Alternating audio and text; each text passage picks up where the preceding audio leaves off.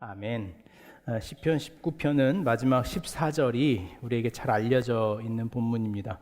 나의 반석이시요 나의 구속자이신 여호와여, 내 입의 말과 마음의 묵상이 주님 앞에 연락되기를 원하나이다. 참 아름다운 고백입니다. 우리도 우리의 삶의 반석이라고 선언할 수 있는 하나님과 또 우리의 구원자 되신 여호와 앞에 우리의 마음과 또 우리의 입술의 고백들이 온전히 고스란히 드러나기를 사모할 수 있는 이 마음이 오늘의 이 말씀 나눔 속에 일어날 수 있기를 간절히 소망합니다. 오늘 이 19편은 한번 이 19편의 구조와 또 여러 가지 드러나는 문장들을 통해서 19편이 가지고 있는 주제들을 좀 찾아가 볼까 합니다. 자연스러움이라고 하는 주제가 이 시편 19편 안에 있습니다. 자연스러움. 여러분은 자연스러움 하면은 생각나는 이미지나 어떤 형태, 상태 이런 것들이 혹시 있습니까? 자연스러움. 무엇이 자연스러운가? 자연스럽다는 것. 우리는 그 자연스럽지 못할 때가 있죠. 삶이 굳어질 때. 자연스러움의 반대말이 뭘까요, 여러분? 부자연스러움. 그 부자연스럽다라고 하는 거는 좀 더 말하면은 고착돼 있다, 뭔가 이렇게 굳어져 있다 이런 표현일 수 있습니다. 여러분 자연스럽지 않은 곳이 있어요. 가면 자연스러운 곳이 있고 또 자연스럽지 않은 곳이 있습니다. 여러분들 일상 살아가면서 가장 자연스러운 곳이 어딘지, 여러분 스스로가 가장 자연스럽다, 난 자연스럽다 이곳에서라고 느끼는 공간과 시간이 어디 있는지, 잠잘 때 가장 자연스럽습니까? 내가 내 자아로부터 완전히 벗어날 수 있는 시간의 자연스러움. 오늘 시인은 이 자연스러움이라고 하는 내면의 어떤 목적을 우리에게 이렇게 의문합니다. 굉장히 철학적인 시라고 볼 수 있습니다. 이 시편 19편은 1절에서 6절 그리고 7절에서 14절로 어떤 구조를 나누어 놨습니다. 시편이 좀처럼 이렇게 구조를 나누는 경우가 없는데, 여러분들의 성경에도 보면 이 시편 19편은 1절에서 6절 그리고 7절에서부터 다시 시작하는 걸로 이 시편의 이야기가 등장합니다. 실제로 이 시편을 주석하는 많은 주석가들은 시편 19편은 두 편의 시를 이후에 인도자를 따라 성전에 올라가는 예배 곡으로 만들기 위하여 이 두 편의 시를 한 편의 시로 만드는 것이 아닌가, 이렇게 이해들을 하고 있습니다. 두 개의 주제와 형식이 이 두 시가 1절에서 6절까지와 그리고 7절에서 14절까지가 어떤 주제와 형식이 서로 다르게 배치됩니다. 그리고 그 안에 있는 문체와 분위기, 형식도 서로 다름을 보게 됩니다. 1절에서 6절까지는 하나님의 천지 창조하심에 대한 이야기를 이야기하고 7절에서 16절까지는 율법과 말씀의 지혜에 대한 문학을 이야기합니다. 앞에 있는 자연과 뒤에 있는 문학이라고 하는 것은 사실 신학적 개념인데, 우리 유지인 간사님이 전사님 지금 공부하고 있는 신학적 개념에 있어서 이 정경화의 이 논의이기도 합니다. 과연 자연법이라고 하는 자연의 섭리, 하나님의 말씀이라고 하는 것을 어디에 근거할 것인가 라고 하는 이 주석적 작업을 또 시편 19편을 근거로 하기도 합니다. 그런 의도에서 자연스럽게 명칭이 좀 서로 다릅니다. 여러분들이 읽으면서 느끼셨는지 모르겠지만 19편 1절에 보면 하늘에 하나님의 영광을 선포하고 라고 합니다. 여기서 이 하나님이라고 하는 히브리 단어는 엘이라고 하는 단어를 썼습니다. 엘로힘 할 때 엘을 썼는데 7절에서부터 시작하는 하나님에 대한 호칭이 바뀝니다. 아도나이, 야훼로 바뀌죠. 그래서 천지를 지으신 하나님에 대한 표현을 시인은 엘이라고 하는 단어로 표현했고, 율법적인 하나님, 말씀과 계약과 예언의 하나님, 그 하나님을 이 야훼 하나님으로 표현을 했습니다. 이것은 실질적으로 구약이 가지고 있는 중요한 신학적 개념이기도 합니다. 창세기에 보면 이 여호와보다는 하나님에 대한 창조적 주권을 더 많이 등장시키고, 모세 이후에 율법적 개념을 이야기할 때, 언약의 이야기를 할 때는 이 야훼라는 이 하나님의 선언을 사용하고 있는 것이 이 구약 성경의 특징입니다. 시편은 그것을, 이 19편은 온전히 인용해서 창조의 하나님과 그리고 율법의 약속과 언약의 하나님, 이 야훼와 이 엘이라고 하는 두 하나님의 호칭을 서로 대칭시키고 대조함을 통하여 이 이야기를 좀 더 우리를 극적으로 끌고 가는 경향이 있습니다. 따라서 이 두 가지 말씀이 19편 1절에서 6절과 7절에서 14절을 두 개를 어떤 분리시키자는 개념이 아니라 시편 19편의 저자는, 그리고 이 19편을 정경화시켰던 이스라엘 사람들의 시문학 안에는 이 천지를 창조하신 하나님의 창조성과 말씀하시고 계약하시며 그것을 인도하시는 하나님의 율법적 개념을 마치 양면처럼 사용하고 있는 거죠. 무엇 하나가 강조되는 것이 아니라 두 가지 모두가 인간의 삶에 의미 있고 가치 있는 것으로 그 기준과 접점 속에서 인간이 살아가야 된다라고 하는 것을 보여줍니다. 19편 1절 말씀으로 한번 들어가 보면, 하늘이 하나님의 영광을 선포하고 궁창이 그의 손으로 하신 일을 나타내는도다 라고 이 시적인 표현을 합니다. 하늘이 영광을 선포하고 궁창이 그의 손으로 하신 일을 나타낸다 라고 말할 때, 이 문학을 읽는 히브리 사람들은 모두가 떠오르는 이 문장이 있죠. 어디겠습니까? 이 말씀을 읽는 순간 창세기 1장 1절에 하나님이 천지를 창조하셨던 사건이 그들의 머릿속에 들어온, 하늘이 하나님의 영광을 선포하고 궁창이 그의 손으로 하신 일을 나타냈다. 이스라엘의 이 이해 속에 궁창이라고 하는 단어가 있습니다. 궁창이라고 하는 단어는 우리가 과학적으로 증명하기 어려운 단어이기도 해요. 이 창세기에 보면 하나님이 윗물과 아랫물을 나누어 그 물과 물 사이를 궁창으로 덮으셨다 이렇게 말해요. 궁창이라고 하는 것은 물이 가득, 수면에 가득했습니다. 근데 이 물을 아랫물과 윗물로 나누고 그 윗물이 떨어지지 않게 하나님이 두르신 띠가 이 궁창이에요. 그러므로 이 궁창이라고 하는 개념은 공간의 개념입니다. 인간이 살아갈 수 있는 공간의 개념. 그러니까 하나님이, 이 시인은 그래서 이 궁창이 그의 손에 하신 일을 나타내셨다라고 하는 것은 모든 공간은 하나님이 하시는 일을 선포하고 있다라고 말하는 거예요. 그러니까 모든 자연의 공간 말이에요. 우리가 바라보는 들과 산과 벌판과 자연과 구름과 이 모든 것이 하나님이 하고 있는 일이 무엇인지를 우리에게 보여주고 있더라는 거예요. 하늘이라고 하는 개념은 이런 겁니다. 이스라엘 사람들의 의식 속에 하늘이라고 하는 것은요, 시간의 개념이었습니다. 왜냐하면 시간을 주장하는 것들은 하늘에 있었기 때문에 그렇습니다. 시간을 그들에게 주장했던 것이 무엇이냐면 해와 달과 별이었습니다. 해와 달과 별들이 있는 공간이 하늘이라고 하는 공간이었어요. 어쩌면 시인은 오늘 우리 시대의 물리학처럼 시간과 공간의 개념을 하늘과 궁창이라고 하는 개념 안에 모두 담고 있는 거죠. 하나님의 시간과 하나님의 공간, 오늘 우리가 살아가고 있는 모든 시간과 우리가 살고 있는 모든 공간이 하나님의 영광을 드러내고 하나님이 하시는 일을 보여주고 있다라고 하는 시인의 고백이에요. 이게 이제 비유에서 등장하는 표현인데, 문학적으로는 이 비유의 방법 중에 대유법이라고 하는 방법입니다. 대유법. 네, 대유법이라고 여러분들 언젠가는 다 들어보셨을 거예요. 수능들을 다 봤기 때문에 지원이 눈을 피하고 있는 대유법. 그 대유법의 안에 두 가지 우리 배웠던 거 있잖아요. 제유법과 환유법 이런 거. 그래가지고 이 대유법이 가지고 있는 중요한 특징은 뭡니까? 어떤 작은 특징과 어떤 작은 구조물을 통하여 전체를 설명하려고 하는 것. 그것이 이 비유의 특징이죠.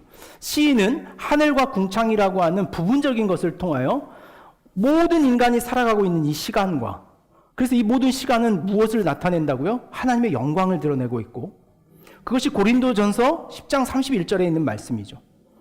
너희가 하나님의 영광을 위하여 하라 라고 하는 개념이 이 시인의 개념과 신앙의 개념 안에 있는 거죠. 오늘 우리가 살아가고 있는 모든 시간을 하나님의 영광을 위하여 사용하고 있는가? 라는 질문이에요. 또 하나 궁창이라고 하고 있는 것은 오늘 우리가 살아가고 있는 모든 공간이 하나님의 손길을 드러내고 있는가라는 질문에 시인은 이렇게 말하고 있는 거예요. 우리가 살아가고 있는 모든 공간은 하나님이 섭리하고 있는, 하나님이 주권하시고 있는 시간이다 라고 하는 개념이죠. 모든 시간과 공간에 하나님이 계신다라는 표현을 시적으로 이렇게 말하는 거예요. 여러분 이렇게 표현할 수 있겠습니까? 하나님이 모든 시간과 공간에 계신다라고 하는 것을 하나님이 하늘이 하나님의 영광을 선포하고 궁창이 그의 손으로 하신 일을 나타내는도다. 그러고 보니까 시 같죠, 이제. 우리가 어떤 이런 문학적 표현을 담아낼 수 있을까 싶을 만큼 굉장히 쉽니다. 그러면서 이 시인이 우리에게 던져다 주는 질문이 하나 있습니다. 만약에 이처럼 하나님이 모든 시간과 공간에 우리를 섭리하고 계신다면 우리는 어떨까라는 의문으로 우리를 데리고 가는 거예요. 제가 지난 주일날 설교하면서 그런 이야기를 했죠. 저희 아들이 자신의 어떤 시간과 공간 속에서 일어난 일들을 아버지의 무지와 알 수 없음을 덧입 대신하기 위해서 하나님은 아신다라고 이렇게 표현했던, 우리의 삶에 하나님이 나를 안다라고 하는 것은 매우 이분법적입니다. 하나님이 여러분을 안다라고 했을 때 여러분 느낌은 어때요? 내가 어려움에 처해 있을 때는 하나님이 나를 아신다라고 하는 것이 매우 내 삶에 기대되는 표현이겠지만, 언제 여러분이 하나님을 아신다라고 할 때 두렵습니까? 에? 언제요? 교회에 있을 때? 아니면 밖에 있을 때? 뭐 하고 있을 때? 이 질문에 우리가 초반에 가지고 있었던 자유로움이라고 하는 것을 하나 가지고 대입시켜 볼 필요가 있는 거예요. 이 자연스러움이라고 하는 걸. 여러분, 누군가가 여러분을 계속 예의주시하고 24시간을 바라보고 있다 그러면 여러분 어떻게 했습니까?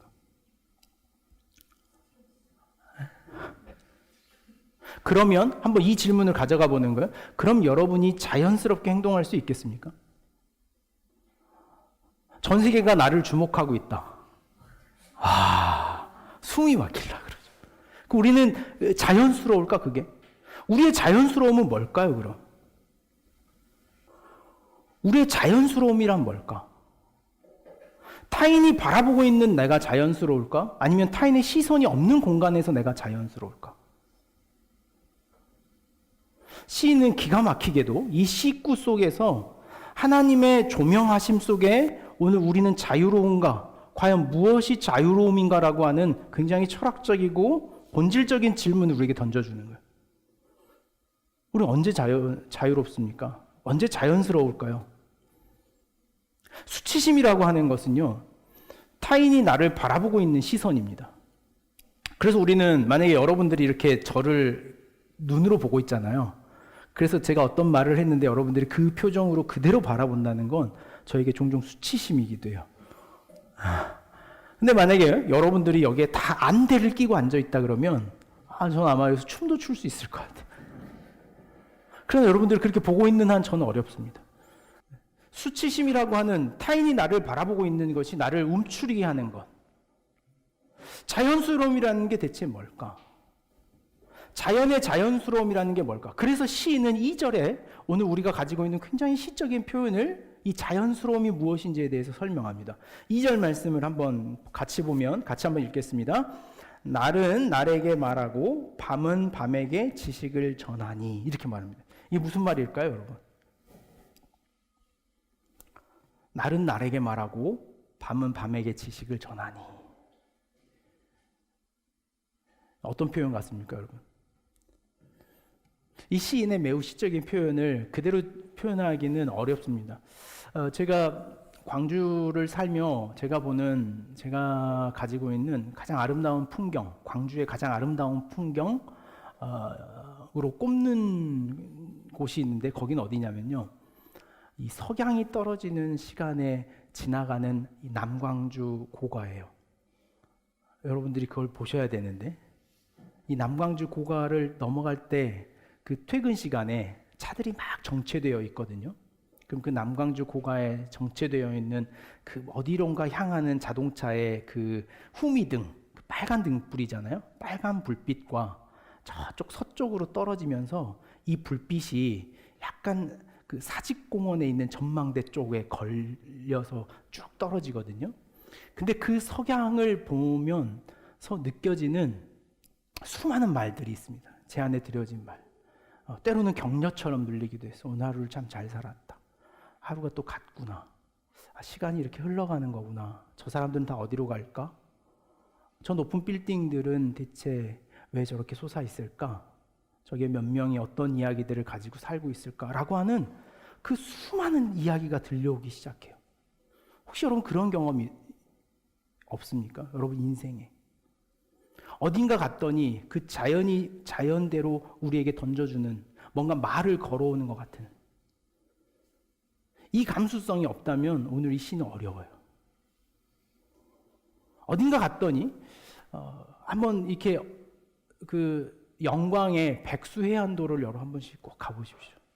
석양이 쭉 떨어지는 그 바닷가를 수많은 사람들이 앉아 있는데요. 그때 특징은 뭐냐면 떠드는 사람이 없어요. 뭔가 자연이 던져주는 말을 우리는 듣게 돼요. 날은 날이 갖고 있는 말이 있어요. 아침에 태양이 떠오르면 마치 그것은 우리에게 무엇인가 말하는 것 같아요. 일어나. 이제 하루야. 다시 시작하는 거야. 우리는 그 말에 우리의 삶을 맞춰 나가죠. 자연이라고 하는 시간이 우리에게 말해주는 것. 근데 그것이 언제 말하기 시작하냐면 우리가 우리의 말을 멈출 때 자연이 말하기 시작하더라는 거예요. 내가 나를 포장하고 내가 나를 설명하고 내가 나를 누군가에게 강요하는 소리가 멈춰질 때 비로소 날이 날에게 하는 말이 들리고 밤이 밤에게 하는 지혜를 듣게 되더라는 거예요. 그래서 3절이 있는 거예요. 3절 한번 여러분 읽어보세요. 언어도 없고 말씀도 없으며 들리는 소리도 없으나. 오늘 우리가 가지고 있는 자연스러움에 대한 위기는 우리가 가지고 있는 지나친 소음 때문이라는 것을 시인은 이야기하는 거예요. 오늘 하나님이 가지고 있는 시간과 공간 속에서 들려오는 수많은 소리들을 우리의 삶이 듣지 못하는 이유. 마침 우리는 이 자연적인 경험을 한번 했습니다. 코로나19라고 하는 이 위기가 그 어떤 자연의 우리가 지배할 수 없는 자연의 섭리가 우리의 삶을 멈추고 했을 때 비로소 우리 인간의 삶에 들려오던 수많은 소리들을 우린 들었어요. 오늘도 뉴스에 보니까 전국의 고3들이 다 학교에 갔다가 2명 확진자 때문에 다시 다 집에 돌아가야만.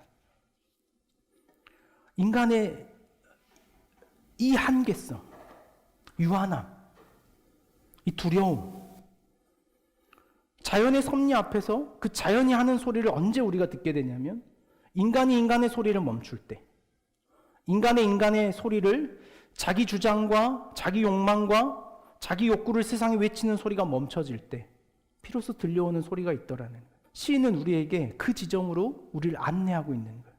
거기에서 비로소 무엇이 들리는 거예요? 하늘이 하는 소리가 들리고 궁창에 일하시는 하나님의 소리를 듣게 되더라는 거예요. 그래서 이 시는요, 큰 웅장한 소리가 아니라 실제로 예배의 임내송에 우리의 소리를 잠잠하게 하는 노래예요. 우리의 삶을 멈추게 하고 우리의 소리, 우리 안에서 수없이 욕망하고 있는 내 욕망의 소리, 이기심의 소리, 분노하고 이기려고 하고 다투며 무엇인가 원망하고 절망하는 소리, 그 소리를 멈추게 할 때 비로소 날이 날에게 하는 소리, 밤이 밤에게 하는 지혜를 듣게 되더라는 거죠.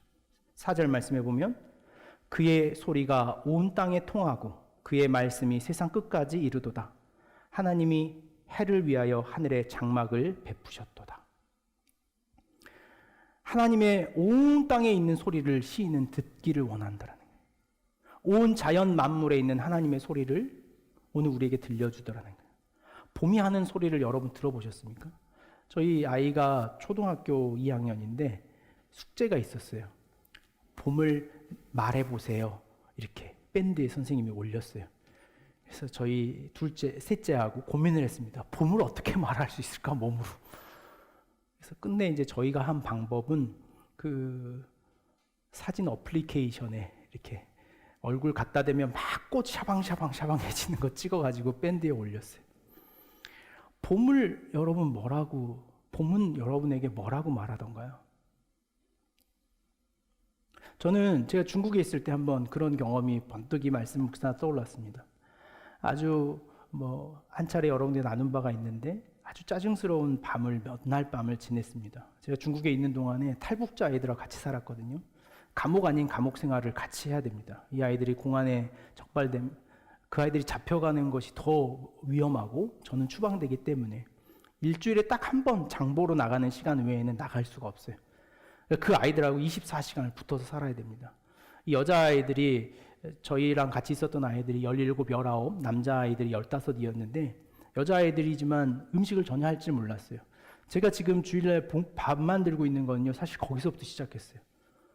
거기 가가지고 밥을 저만 할 줄 알아요. 17살, 19살인데 이 친구들은 배식된 밥만 먹어왔기 때문에 요리하는 법을 몰라요. 그러니까 아이들 밥 해야 되죠. 아침에 일어나면 예배 드려야 되죠. 또 성경 통독해야 되죠. 저녁에는 뭐라도 가르쳐 보겠다고 막 성경 다시 가르치죠. 근데 이것들이 한 번씩 싸움을 하면요, 칼을 들고 싸워요. 형제자매 상관없습니다. 미친 듯이 싸워요. 지자기를 피우냐 하면서 막 싸워요. 지자기 현상이 여러분 뭔지 아세요? 부쪽 사투리로요, 큰 비 오기 전에 개들이 침 막 질질질 흘고 돌아다니는 걸 지자기 현상이라고 부른대. 가장 큰 욕이랍니다. 그러면서 막 형제 상관없이 막 싸워요. 몇 날 밤을 그렇게 지내다가 제가 하나님 저 이제 한국으로 가야겠습니다. 제가 더 이상 이렇게 있을 필요가 없습니다. 하나님도 이 친구들을 포기하신 것 같고 변화 안 시키시니까 저도 가겠습니다. 그리고 몇 날 밤을 그렇게 지새웠습니다. 그리고 그 밤을 지새우면서 한 가지 소망이 있는 거예요. 해가 안 떠올랐으면 좋겠습니다. 여러분 그런 느낌 아시죠? 다음 날이 오지 않았으면 하는 마음. 해가 안 왔으면 좋겠다. 쉬는 날 그러세요. 근데 여지없이 제가 앉아있는 방에 아파트지만 바닥에 아무것도 안 깔려있는 시멘트만 깔려져 있는 아파트예요. 중국은 그렇게 분양을 하거든요. 문도 안 달아서 분양을 해요. 화장실 문만 저희가 돈을 달고 나머지는 다 천으로 가려놓습니다. 창문에 아무것도 없어요. 커튼도 없어서 해가 들어오면 들어온 대로인데 제가 거실에서 이렇게 숙소가 제 거실이었는데 태양이 떠오르는 거예요. 그 순간 너무 하나님 잔인하게 느껴지는 거예요. 하나님 저 태양이 또 떠오른다고요. 저는 하나도 준비 안 됐는데 어떻게 하나님 또 새날을 시작하실 수가 있습니까? 너무 잔인하다는 생각이 드는 거예요. 근데 그 시간 갑자기 오늘 또 다른 묵상이 떠오르기 시작하는 거예요.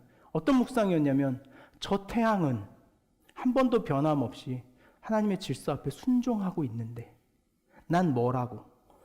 인간은 대체 뭐길래 하나님 앞에 역행하려고 이토록 힘을 다하고 있을까? 제가 그 떠오르는 태양을 보면서 떠오르는 태양을 제가 그 뒤로는 보러로 안 가요. 저 1월 1일 날 해 뜨는 거 보러 가고 이런 거 안 합니다. 이미 그 떠오르는 태양의 영광이 어쩜 저 안에 있기 때문에.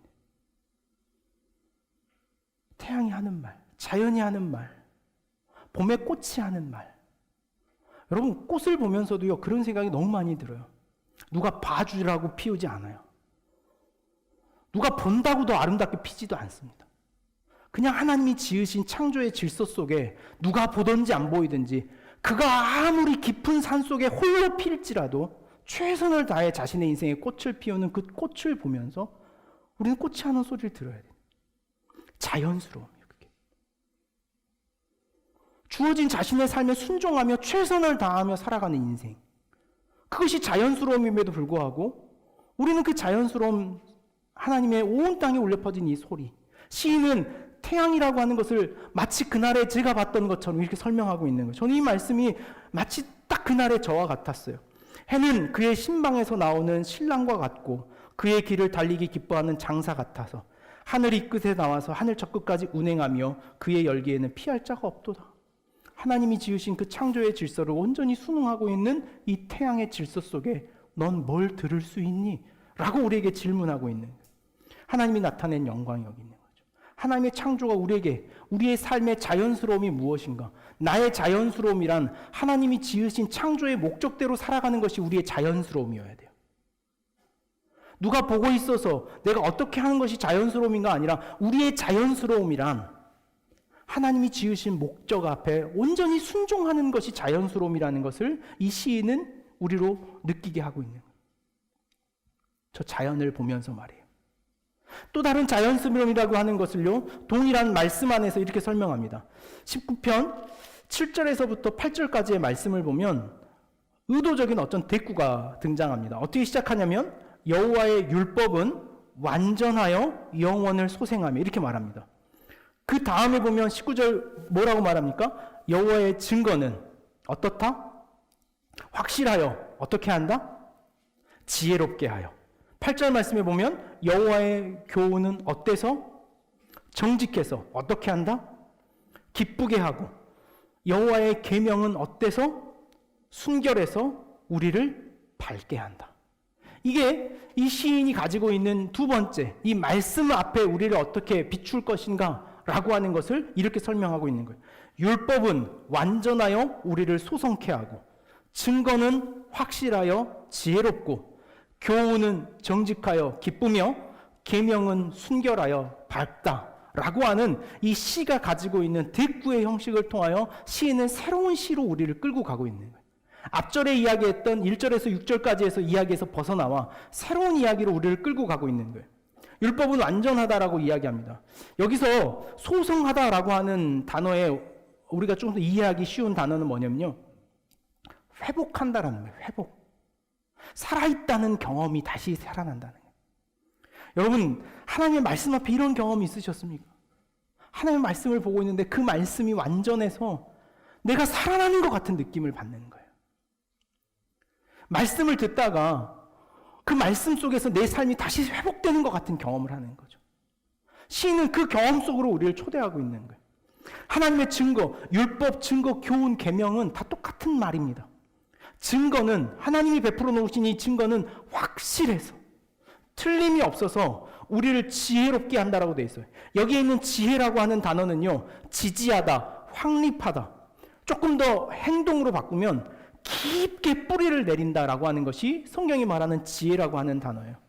여러분, 우리의 삶의 지혜라고 하는 것은요, 마치 우리 인생의 어떤 중심에 기둥을 세우는 것과 같은 거예요. 그래서 지혜로 있는 사람은요, 흔들리지 않는 사람을 말하는 거예요. 우리 인생이 언제 제일 어렵습니까?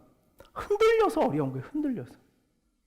내 삶이 바람 부는 대로 흔들리고, 누군가의 말에 흔들리고, 누군가의 공격에 흔들리고, 남이 흔들지 않아도 나 스스로 나를 흔들고, 그것이 우리의 삶이에요. 그것이 하나님의 말씀 없는 인생의 태도라는 거예요. 우리는 그것이 옳다라는 것을 알매도 불구하고 우리 자신이 흔들려 버리는 거예요. 오늘 이 지혜로운 자라고 하는 것은요, 우리에게 기준이 있어서, 심겨진 확고함이 있어서 그것 안에서 흔들리지 않는 인생을 말하는 거예요. 교훈은 정직하여 기쁘게 한다라는 거예요. 하나님의 교훈은 정직하여 거짓이 없더라는 거예요. 하나님이 우리를 끌고 가는 방향에 거짓이 없더라는 거예요. 결국에 우리의 삶을 향하시는 하나님의 뜻이 있기 때문에 우리는 그 결과 앞에 기뻐할 수밖에 없는, 이 기쁨이라고 하는 것은요, 계속된 기쁨을 우리에게 말합니다. 어떤 단순간에 느껴지는 기쁨이 아니라 우리의 삶에 영원히 변함없는 기쁨, 항상 누리게 하는 기쁨이 여기에 있다고 말해요. 계명은 순결하여 우리를 밝게 한다. 명확하게 한다는 거예요. 분별할 수 있는 힘을 갖게 해단다. 인생이 살아갈 수 있는 자신의 삶의 모습을 다시 한번 이렇게 말하고 있는 거죠. 그러므로 시인은 이 경험을 놓치지 않겠다는 열망을 담아서 이렇게 말합니다. 9절과 10절 말씀에 보면, 여호와를 경외하는 도는 정결하여 영혼까지 이르고 여호와의 법도 진실하여 다 의로우니 금 곧 많은 순금보다 더 사모할 것이며 꿀과 송이꿀보다 더 달도다. 이것이 인생이 추구해야 할 인생의 삶의 척도라고 우리에게 말해주고 있는 거죠. 다시 한번 우리 질문을 한번 가져가 봅시다. 여러분은 여러분의 자연스러운 모습을 본 경험이 있습니까? 언제 자연스러울까?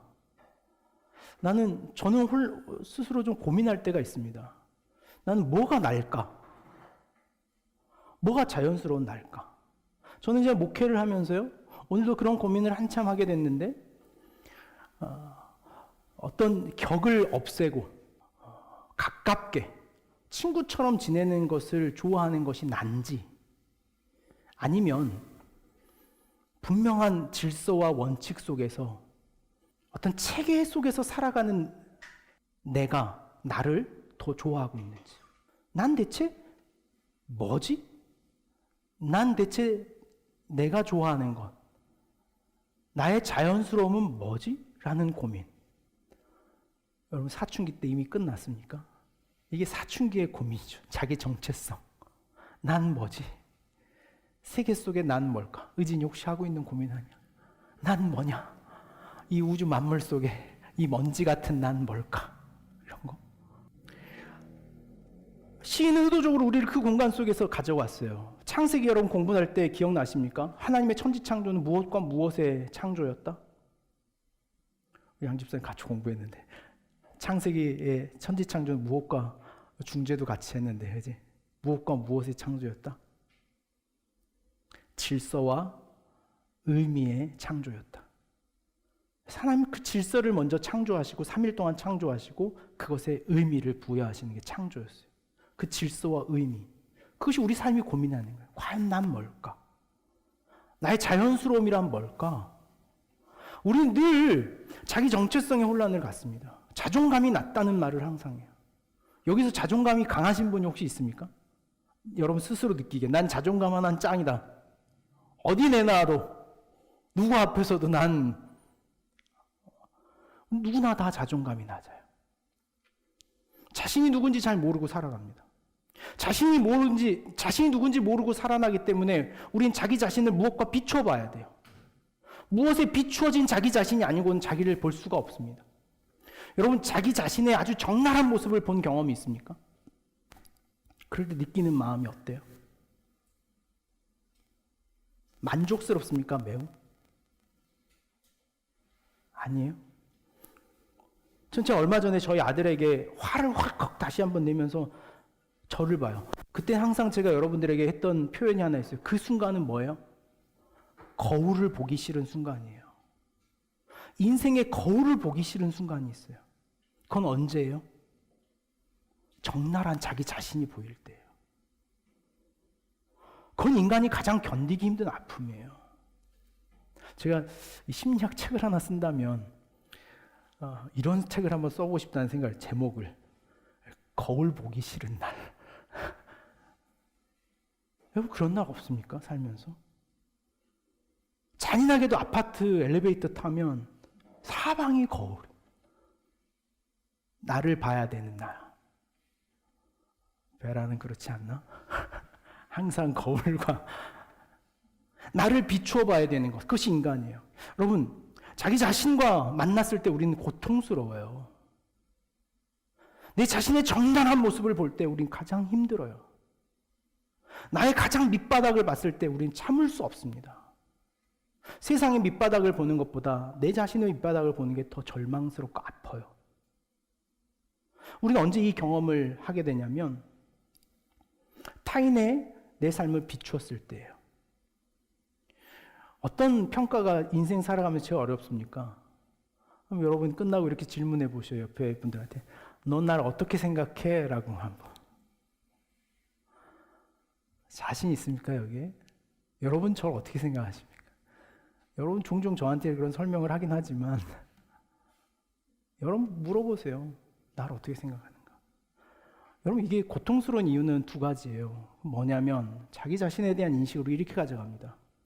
우리는 되고 싶은 나와 현실에 나가 있어요. 내가 생각하는 나는 되고 싶은 날 때가 많아요. 그러나 타인에게 비춰본 나는 현실의 나를 볼 때가 더 많아요. 나는 착하고 사교적이고 친절하고 배려 깊은 사람이 되고 싶은 나예요. 근데 누군가에게 물었더니 넌 거칠고 배려심이 없고 넌 이기적이야. 우린 그럴 때 타인에게 비춰진 나를 만나는 거예요. 그게 거울에 비춰진 나예요. 오늘 시인은 이제 그 자연의 소리 앞에 있었다면 이제는 무엇에 대하여 있게 하냐면 이 율법의 하나님의 말씀, 신학적으로 그것을 전적 타자라고 부르는데 하나님의 타자성에 자기 자신을 비추라고 말하는 거예요. 하나님에게 비춰진 나. 되고 싶은 내가 아니라 하나님이 설명하는 나. 그것을 좀 더 시인은 어디까지 끌고 가냐면 2절, 12절 말씀해 보면 자기 허물을 능히 깨달을 자 누구이리요? 나를 숨은 허물에서 벗어나게 하소서. 또 주의 종에게 고의로 죄를 짓지 말게 하사 그 죄가 나를 주장하지 못하게 하소서. 그리하면 내가 정직하여 큰 죄가에서 벗어나겠나이다. 이렇게 말하는 거예요. 타인, 나와 함께 생활하는 사람 속에서 비춰진 나. 그것이 오늘 이 시인이 자신의 삶에 대하여 비춰보고 있는 자신의 인생의 모습인 거예요. 우리는 그걸 꼭 질문해야 돼요. 난 타인에게 어떻게 비춰지고 있는가? 우린 착각해요. 되고 싶은 나가 난 줄 알고 살아요. 성경 우리에게 이렇게 말하는 거예요. 되고 싶은 내가 아니라 타인에게 비춰진, 하나님에게 비춰진, 마치 그 거울 앞에 비춰진 나가 나라는 인식. 그 인식된 나를 그대로 받아들이라고 수용하라는 것이 아니라 그것을 어디에 비추어 살아가라는 거예요? 율법과 증거와 교훈과 계명에 비추어 살아가는 존재가 될 때 비로소 무엇이 된다? 자연스러운 삶이 된다. 그래서 시인은 1절과 6절에서 그 하나님의 자연의 질서 속에서 들려지는 인생의 소리를 들은 우리의 자연스러움과 하나님 앞에 비추어 살아갈 우리의 모습의 이 자연스러움의 두 가지 모습이 조화를 이룰 때 비로소 우리의 삶이 자연스러운 삶, 조화로운 삶, 비춰진 삶이 될 수 있다고 우리를 인도하고 있는 것이죠. 자신의 삶을 비춘다는 것은 힘든 일입니다. 나를 만난다는 것은 앞서 말했지만 고통스러운 일이에요. 그래서 우리는 피하기를 쉽게 합니다. 나와 만나는 걸 피해버려요. 나와 직시하는 거요, 나와 직면하는 거요, 그건 너무 공포스러운 일입니다. 그래서 자기 정체성을 피해버리는 경우가 많아요. 나와 만나지 않고 나를 회피해버리기에 우리는 자신을 과도하게 포장합니다. 척하는 거예요, 척. 나를 포장하고 나를 위선적으로 붙잡고 내가 아닌 다른 것으로, 그럴 때 우리는 자신의 인생의 혼란 앞에 모이는 거예요. 난 뭐지 대체? 그 정체성의 혼란이 인생의 혼란이고 인생의 어려움인 거예요. 난 대체 뭘까? 또 다른 가면을 입고 또 다른 위선을 우리의 삶에 덧입혀서 자신을 감추고 내가 아닌 나로 살아가려고 하는 우리의 인간의 모습. 오늘 그 가면을 벗기고 있는 시가 바로 이 시라는 거예요. 우리에게 이제 용기를 줍니다. 벗을 수 있다. 벗어도 된다. 라고 하는 용기를 주는 것이 14절에 있는 말씀이에요. 아주 중요한 말씀입니다. 나의 반석이시요 나의 구속자이신 여호와여, 내 입의 말과 마음의 묵상이 주님 앞에 연락되기를 원하나이다. 그 자기 정체성의 깊은 고뇌를 가진 자의 표현이 이 14절이에요. 그냥 살아가면서 제가 하는 말 하나님 들으시죠? 이런 맥락에서 나온 이 고백이 아니에요. 그 처절함, 자신에 대한 절망, 인생이 뭘까라고 하는 질문 속에서 던져주는 표현이에요. 나의 반석이시오, 나의 구속자이신 여호와여, 나의 말과 마음의 묵상이 주님 앞에 연락되기를 원하나이다. 우리는 자신의 삶을 스스로 직면하려고 하는 것에 늘 회피하며 살아갑니다. 그러다가 우리의 삶을 덜컥 직시하는 순간이 있어요. 자신이 고착화되어 버리는 것을 시인은 뭐라고 표현했냐면 죄라고 말했어요. 죄. 굳어버린 것. 내가 나를 돌아보지 않으려고 하는 것. 무엇에 비추어 보지 않으려고 하는 태도. 우리는요, 무엇에 비추어 보는 우리 태도를 점점 줄여갑니다. 나를 무엇에 비추어 보려고 하지 않고 이제는 자기로 만족해요. 난 이런 사람이야. 난 이래. 라고 자기 자신을 정형화시키는 것이 마치 자신을 안전하게 하는 것처럼 말이에요. 비춰보는 일을 젊어서만 하다가 점점 하지 않는 태도가 잊혀지는, 그것을 시인은 죄라고 말해요. 죄. 그 죄를 깨는 하나님의 도구가 있는데 그게 뭐냐면 고난과 같은 거예요. 좌절과 같은 거예요. 어려움과 같은 거예요. 제가 어제 2층에서 지금 예배하는 누리자매하고 신방을 했는데 누리가 그런 고백을 하는 거예요. 목사님, 제가 이번에 코로나19를 통해서 인생을 다시 돌아보게 됐습니다. 이 위기가, 위 고난이 없었다면 제가 제 인생을 이렇게 깊게 돌아보지 않았을 텐데 다시 돌아보게 된다는 거예요. 우리 인생이 그러는 거죠. 나를 무엇에 비춰보지 않던 삶, 그 삶이 덜컥 깨지는 거예요. 아, 내가 정말 잘 살고 있나? 말씀 앞에 내 삶을 비춰보고 타인의 삶 앞에 나를 비춰보게 될 때, 그 비춰보는 지점에서 이 고백이 나의 반석이시요 나의 구속자이신 여호와여, 내 입의 말과 마음의 묵상이 주께 연락되기를 원하나이다. 아주 두려운 마음으로 고뇌하는 표현입니다. 예수님은 이 말씀을 이렇게 가져오셨어요.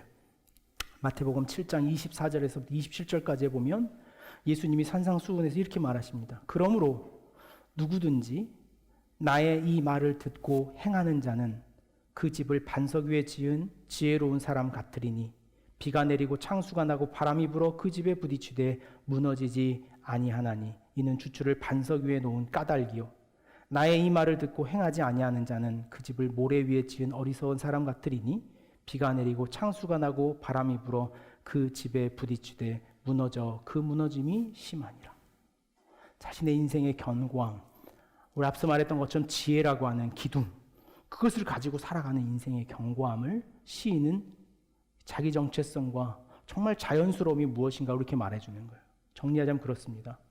하나님이 지으신 창조의 질서 앞에 순응하는 인간, 순종하는 것이 자연스러운 거예요, 여러분. 순종하는 것이 자연스러운 거예요. 제가 누리자매한테 험한 말 하지 말고 이렇게 얼굴도 예쁘게 생겼으니까 항상 웃고 예쁘게 그랬더니 그 목사님 다른 사람이 저한테 위선이라고 그러지 않을까요? 뭐 하네 그러지 않을까요? 그러는 거예요. 아니야. 순종은 가장 자연스러운 거야. 하나님 앞에 순종하는 게 가장 자연스러운 우리의 삶이에요. 말씀 앞에 비춰가는 삶이 가장 자연스러운 우리의 모습이에요. 우리를 그 자연스러움으로 부르고 초대하는 말씀이 이 말씀입니다. 여러분 각자의 삶에 이 말씀을 좀 깊게 되새기면서 우리 이 찬양의 고백으로 오늘 말씀을 좀 맺었으면 좋겠습니다. 내 입술의 말과 나의 마음의 묵상이 주께 연락되기를 원하네. 내 입술